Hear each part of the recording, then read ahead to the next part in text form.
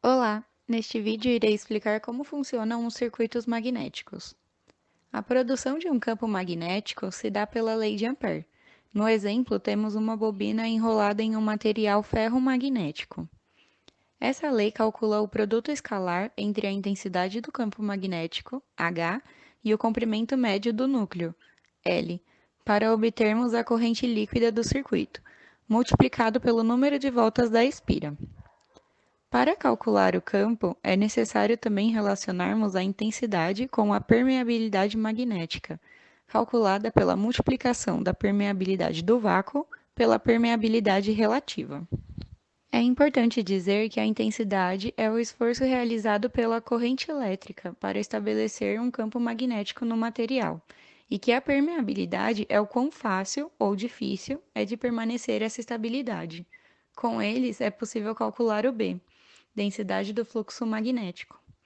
E o fluxo magnético é calculado justamente pelo produto escalar da área da seção transversal por onde o fluxo percorre e da densidade do fluxo. O circuito magnético é utilizado em máquinas elétricas e transformadores, por exemplo, para que a análise seja simplificada. Em analogia com um circuito elétrico, no lugar de uma fonte de tensão, teremos uma força magnetomotriz, que é N vezes I.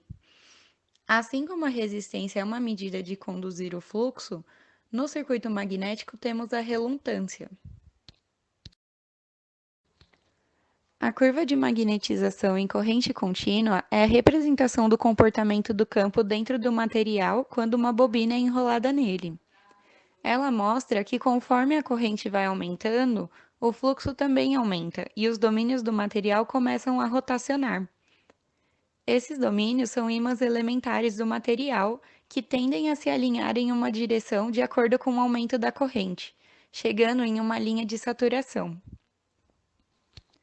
Quando trabalha-se com corrente alternada, temos uma curva chamada histerese, devido à sua largura no eixo X. O ciclo vai se repetindo dessa forma, de acordo com a alternância de corrente. O fluxo sobe e desce de acordo com a alternância da corrente. Para cada ciclo da curva de histerese, é necessário ceder energia para os domínios magnéticos rotacionarem, e isso aquece o núcleo e gera perdas, chamadas neste caso de perdas por histerese. Aqui temos um circuito magnético de um transformador. Ele é feito de modo que as polaridades do desenho têm de ser respeitadas. O fluxo do primário e do secundário estão em oposição, formando a equação desta forma. A relutância, por ser muito pequena, pode ser praticamente desconsiderada.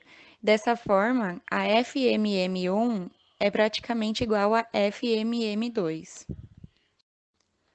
Podemos explicar o funcionamento de um transformador pelo fenômeno chamado indução eletromagnética, descrito pela lei de Faraday-Lenz. Essa lei informa que, ao produzirmos uma variação do fluxo magnético por alguma região, um campo magnético deverá surgir de forma que se oponha a essa variação. Assim, podemos resumir que o circuito magnético é importante para entender o transformador, de forma que ele simplifica a sua análise.